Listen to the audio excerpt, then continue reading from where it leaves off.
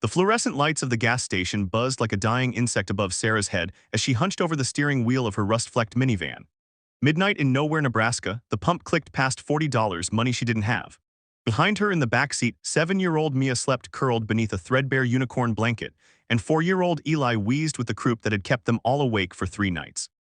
Sarah's fingers trembled as she counted the last crumpled bills in her purse, $23.17.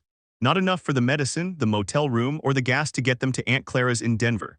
The attendant inside was already eyeing her through the glass, arms crossed. She had exactly 4 minutes before he came out to demand payment or call the cops. That was when the rumble started, low, guttural, the sound of thunder rolling in on wheels.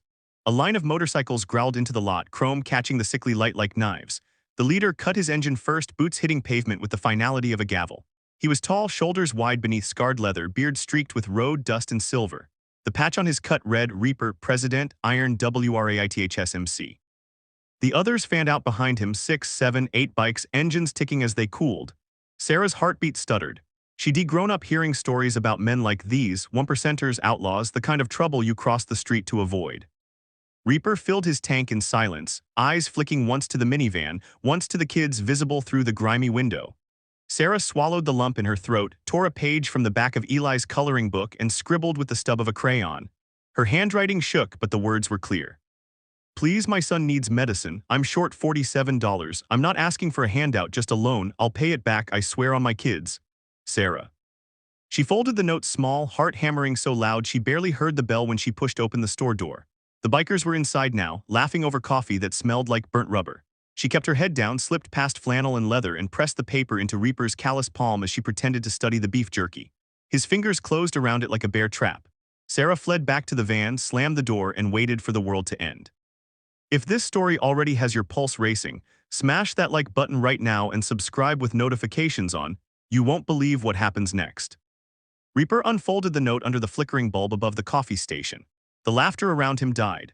One by one, the iron wraiths leaned in, Tank with his shaved head and prison tattoos, Doc who'd patched more bullet holes than any ER nurse, Preacher whose real name nobody knew, and the prospect they called Kid because he was barely 20 and still had baby fat under the scruff. Reaper read the words aloud, voice gravel, scraping bone. The cashier, a kid with a lip ring, pretended not to listen. Single mom, Reaper muttered, kids in the van, sick one. Tank cracked his knuckles, we ain't a charity prez. No, Reaper said, eyes narrowing on the minivan where Sarah sat rigid, knuckles white on the wheel. But we were all somebody's kid once. He stepped outside. Sarah saw the wall of leather coming and fumbled for the door lock too late. Reaper tapped the window with one knuckle. She cracked it an inch. I ain't here to hurt you, he said. The voice was low, almost gentle, like a man calming a spooked horse. Name's Reaper, that your boy coughing in there? Sarah nodded, tears threatening. Eli, he's burning up. The urgent care in town won't see him without insurance and the pharmacy. $47. Reaper pulled a wad of cash from his vest, peeled off 320s and held them out. Consider it paid forward. Sarah stared at the money like it might bite her. I can't just take. You ain't taking, you're surviving. Difference. He glanced at the pump. You still need gas. She swallowed. I've got 23. That'll get me maybe 80 miles. Reaper looked over his shoulder. The iron wraiths were already moving, Doc grabbing a gallon jug of water from the cooler, Preacher fishing a half-eaten bag of cough drops from his saddlebag, Kid jogging to the air pump with a gauge.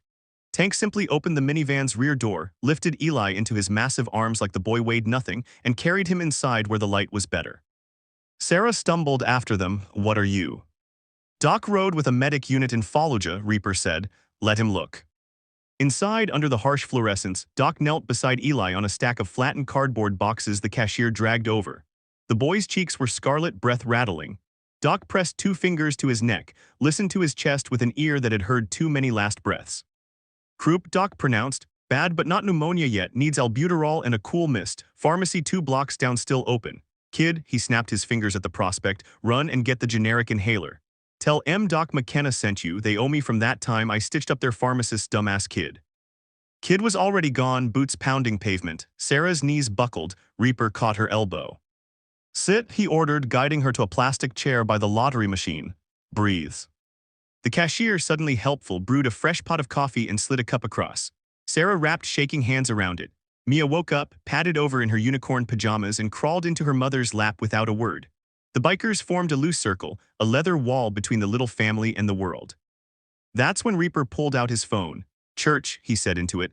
Now whole clubbed gas station off I-80 mile marker 312. Bring the trailer and the med kit. He hung up, looked at Sarah. We got a trailer big enough for the van. You're riding with us to Denver. Sarah blinked. I can't ask. You didn't. 20 minutes later, the lot filled with more thunder. 15 bikes, a flatbed with a winch, and a box truck that said Wraith hauling in peeling letters. A woman with a buzz cut and a prosthetic leg, everyone called her Sarge, hopped out of the truck carrying a cooler. Inside, pediatric Tylenol, juice boxes, and a portable nebulizer still in the box. Stole it from a children's hospital fundraiser, Sarge said with a grin that showed a gold canine. They'll bill insurance. Kid needed it more. Sarah laughed, actually laughed through tears. Mia tugged on Reaper's vest. Are you a superhero? Reaper crouched so they were eye level. Nah, kid, just a guy who remembers being hungry. They loaded the minivan onto the flatbed like it was a matchbox car. Eli, medicated and breathing easier, fell asleep against Tank's chest, the big man humming an off-key twinkle twinkle that made Preacher choke up behind his beard.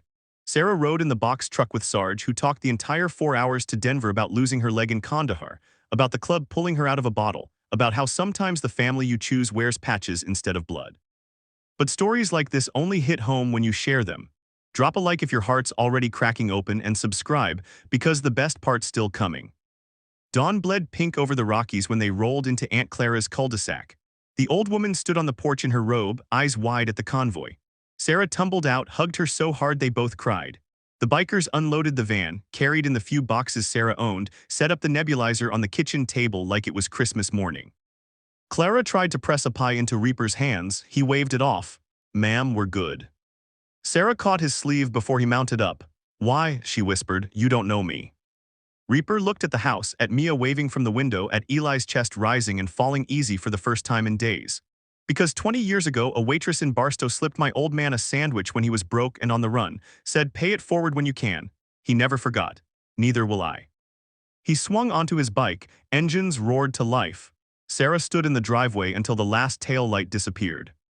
3 months later, a package arrived at the clubhouse in Rapid City. Inside, a cashier's check for $500 and a photo of Eli blowing out 5 candles on a lopsided cake. On the back, in Sarah's neat handwriting. Paid forward plus interest, thank you for giving us tomorrow, SM and Reaper pinned the photo above the bar. Underneath, someone had sharpied, Wraiths 1% heart. And every year after, on the anniversary of that night, the Iron Wraiths held a toy run. Not for show, not for tax write-offs, but because some debts you never stop paying. If that didn't leave you reaching for the tissues, check your pulse. Hit like, subscribe, ring the bell, because stories like this remind us the road is long, but no one has to ride it alone.